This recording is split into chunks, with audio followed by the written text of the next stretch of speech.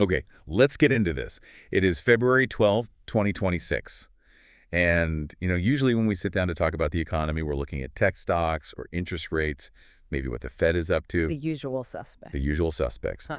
But if you really want to know where the money's going right now, I mean, the real concrete, we're building this for the next 20 years kind of money, you apparently need to look at a company that most people think just sells office cubicles. It's a huge shift in perspective. We are looking at the Q4 2025 earnings from CBRE.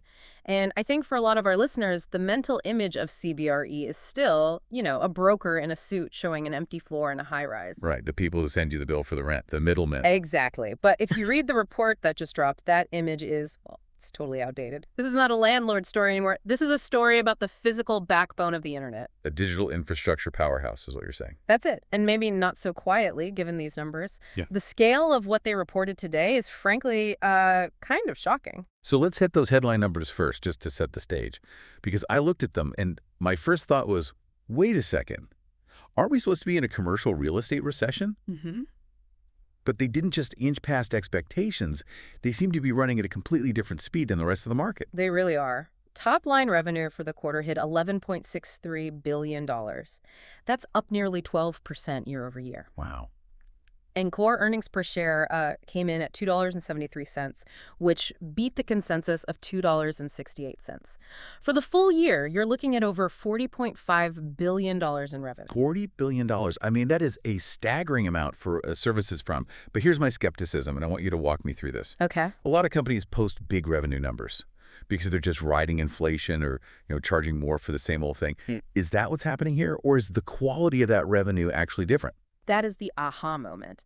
The quality of the revenue is changing, fundamentally. It's not just leasing commissions anymore. We're going to talk about data centers. We're going to talk about something called white space versus gray space, which sounds like interior design, but it's really critical engineering.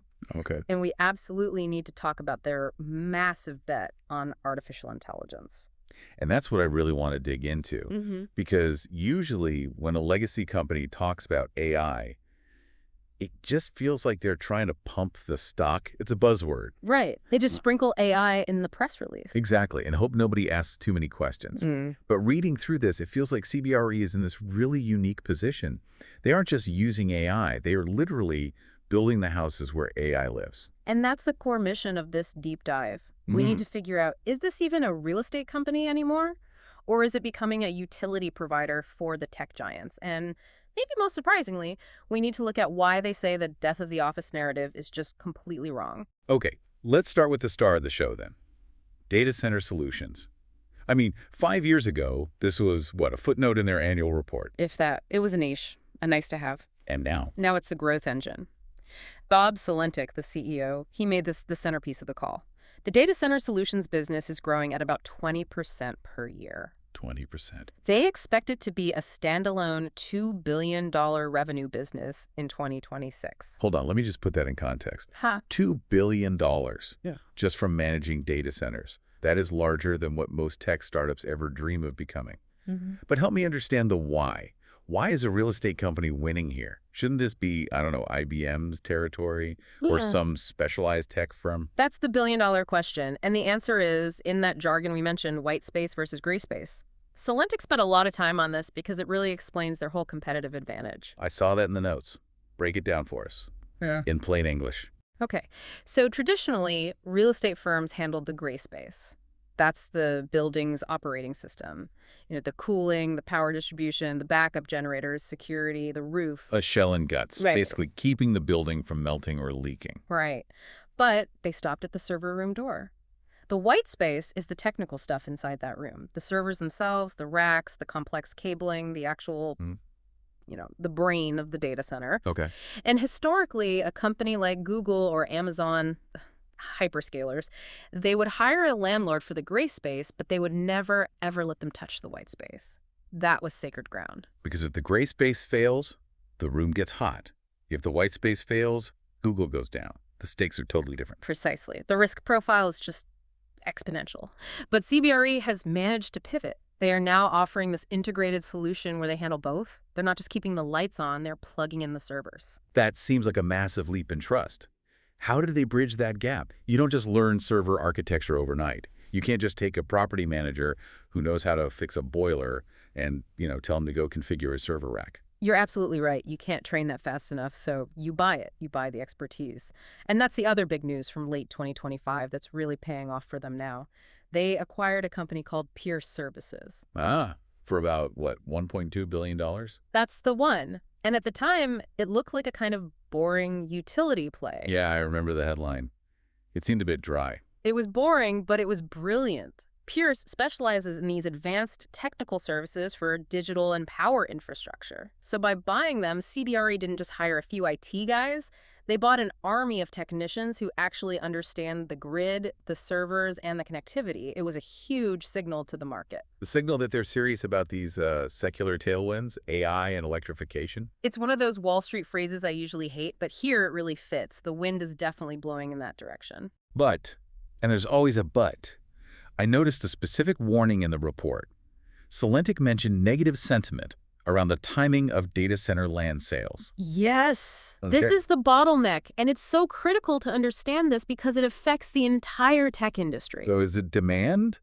Are the tech giants slowing down their spending? Not at all. Demand is insatiable. They have the buyers lined up. They have the land under contract. They have the capital ready to go. The problem is the power. Physics. Pure physics. It just takes a long, long time to secure the massive power hookups you need for these AI clusters.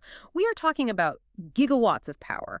You can't just plug an extension cord into the grid for these things. So the risk to their growth isn't that Amazon stops buying.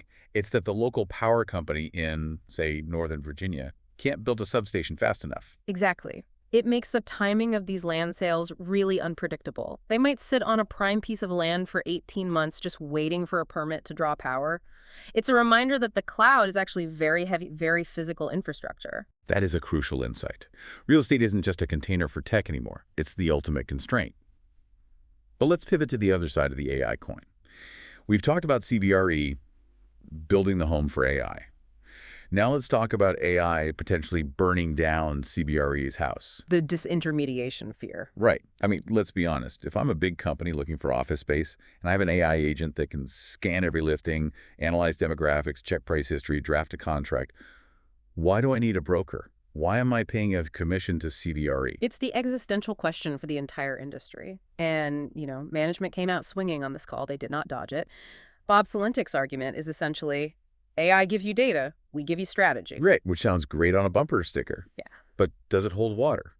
Or is that just what you say when you're trying to protect your margins? I think it does hold water, at least for their specific client base. He used this phrase, enabled by but not anchored to market data. His point is that for the clients, CBRE deals with, global 500 companies doing massive headquarters deals. The data is just the starting line. You can't ask ChatGPT to negotiate a complex multi-year lease in downtown Manhattan that involves tax incentives, custom build-outs, and, zoning variances. So the low end, find me a storefront kind of brokerage might be in trouble, but the high-end strategic consulting is safe. That's the bet. But there is another layer to this defense. Salentic told this great anecdote about a dinner he had with Vince Clancy. Vince is the CEO of Turner & Townsend. That's their project management arm, right? The construction side. Yes. And this story really flips the narrative. Salentic said, we sat down for dinner, and you know what we didn't talk about? We didn't talk about how AI helps us fire people. Let me guess.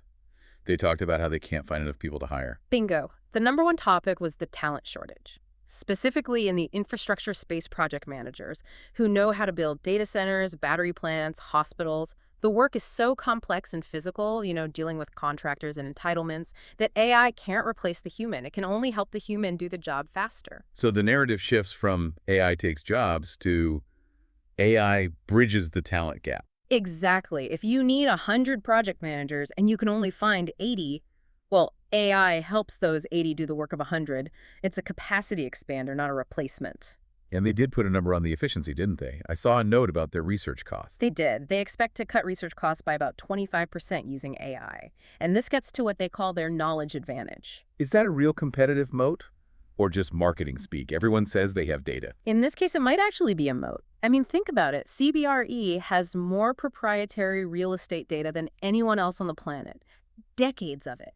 Lease data, maintenance records, construction costs, you name it. And historically, that was just a swamp of unstructured data. A swamp, exactly, sitting in filing cabinets or old PDFs. Now, AI can drink the swamp. It turns it into a crystal ball. A CBRE broker can walk into a meeting with insights a smaller firm literally cannot access because they just don't have the training data to feed their AI. Scale begets scale. So, paradoxically, AI might just make the big players even bigger. I think so. Okay, I want to challenge you on something else in this report. We've covered data centers, we've covered AI, but then I see this headline: record office leasing revenue. It stops you in your tracks, doesn't it? It feels wrong. I mean, I walk through downtown San Francisco, Chicago, even parts of New York, and I see for lease signs everywhere. Vacancy rates are what, 20, 30%? How can they be claiming record leasing revenue in 2025? You are not living in a bubble, but you might be looking at the wrong buildings. The headline number hides this massive bifurcation in the market. It's not a general recovery, it's a flight to quality. Okay, flight to quality. Explain that in practical terms. What does that mean for a tenant? Okay, imagine two buildings. Building A is a 1980s concrete block, bad lighting, okay location, sad vending machine in the basement. Building B is brand new, eco-friendly, floor-to-ceiling glass, gym, coffee shop in the lobby, right on Main and Main. Building A is a ghost town. Building A is dying. It might never recover, but Building B, it's full, and it's commanding record rents.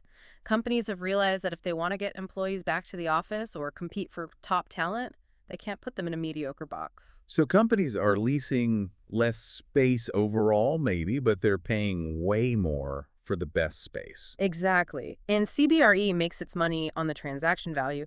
So even if total square footage leased is flat, if the value of those top-end leases skyrockets, their revenue goes up. That explains the disconnect. It's a luxury boom in the middle of a general slump. And importantly, they noted this demand isn't just in New York or London anymore. It has spread to secondary and tertiary markets. The flight to quality is happening in Nashville, in Austin, in Manchester. And it's not just offices. We have to touch on industrial. The unglamorous workhorse, U.S. industrial leasing was up 20%. A huge jump. Is this just e-commerce? It's e-commerce, but it's also supply chain hardening. Companies are still scarred from the disruptions of the early 2020s. They're upgrading their logistics networks, building more resilience. Big box warehouses are seeing accelerated demand. It all ties back to the same theme. The physical infrastructure of the economy is being upgraded. Whether it's moving data or moving packages, you need a roof and four walls. Okay, so data centers booming, high-end offices resilient, industrial surging. Let's look at the checkbook. How healthy is the company financially? Because if we're heading into some weird economic waters, I want to know if the ship is leaky. They're in a very, very strong position. And to understand their finances, you have to look at their two-engine strategy. I like simple analogies. Break down the two engines for me. Okay, engine one is the resilient businesses. Facilities management, project management. Think of this as the tugboat. It's slow, steady, powerful. The economy can crash, but buildings still need to be cleaned. Security guards still need to be paid. Boring is beautiful when the market is volatile. Exactly. Then you have engine two, the transactional businesses. Leasing and sales. This is the speedboat. When interest rates go up, this engine usually stalls. But the report shows this engine is revving up way faster than anyone expected. And their guidance for 2026 is aggressive. It's very bullish. They're guiding for 2026 core EPS of $7.30 to $7.60. At the midpoint, that's what, 17% growth year over year? For a mature S&P 500 company, that is significant. And they're just generating a mountain of cash. $1.7 billion in free cash flow in 2025, an 86% conversion rate, which is highly efficient. And they aren't just sitting on it. They bought back over $1 billion in stock. Their net leverage is tiny, 1.2x. Which means they have dry powder. They can go out and buy another peer services if they see one. We're a larger rival. They're hunting. Okay, I do want to play devil's advocate on one financial point. Okay. I looked at the GAAP net income, the strict accounting number, and it was actually down in Q4, even though the core earnings were up. That usually raises a red flag for me. What's the discrepancy? That's a great catch, and it's important to clarify. It really just comes down to noise in the accounting. There were about $279 million in non-cash charges in Q4. Okay, what kind of charges? Two main things. First, a UK pension plan buyout. It's an accounting hit today, but it's actually really good long-term hygiene. They're removing a volatile liability from their books forever. It's like paying off your mortgage early. Got it. Take the hit now to clean up the balance sheet. And the second thing. A fire safety reserve related to a development business in the UK. So regulatory cleanup. The key takeaway for investors is that these are one-time things. They don't reflect the operating health of the business. You strip them out, the profit margins are expanding. So ignore the noise, look at the cash flow. Precisely. The underlying engine is humming. So we step back from the spreadsheets and the acronyms. What is the big picture here? CBRE is often called a bellwether for the economy. If they're doing this well, does that mean we're in the clear? It suggests the economy is resilient, yes. But more importantly, it shows the economy is changing. I don't think we're seeing a crash. We're seeing a replatforming. Replatforming, I like that. Unpack it. The global economy is shifting its weight from traditional assets to digital infrastructure. And CBRE is successfully moving from being a company that just sells buildings to a partner that manages the physical infrastructure of the internet. So they're moving from being the landlord to being the operating system of the physical world. That's a perfect way to put it. And their ability to pivot, to move billions into technical services, to build a data center empire from scratch, it just shows they're ahead of this curve. They're not waiting for the office market of 2019 to come back. They are building the market of 2026. It really challenges the narrative that real estate is this slow dinosaur industry. They have to move fast because the tech giants need them to. The tech giants literally can't grow without them. You know, we touched on the power constraints earlier, and that's the thing that's really going to stick with me. We think of AI as this boundless, ethereal thing in the cloud, magic code. But this report just grounds it in dirt and concrete. It does. It reminds us that the cloud is a building that needs land, needs permits, and needs a massive, massive amount of electricity. And that raises a really provocative thought to leave our listeners with. What's that? Everyone is worried about the speed of AI. How fast are the chips? How smart are the models? But if CBRE is right, and the biggest bottleneck isn't the chip factory, but literally getting a permit to hook up a power line to a plot of dirt in Texas. Then the speed of the AI revolution isn't determined by Silicon Valley. Exactly. It's determined by the local utility company and the real estate broker. Is it possible that real estate is actually the ultimate gatekeeper of the AI future? You can code as fast as you want, but you can't code a substation into existence. The physical world has a speed limit. A speed limit that CBRE seems very happy to manage. Thanks for listening to this deep dive into the physical side of the digital boom. We'll catch you on the next one.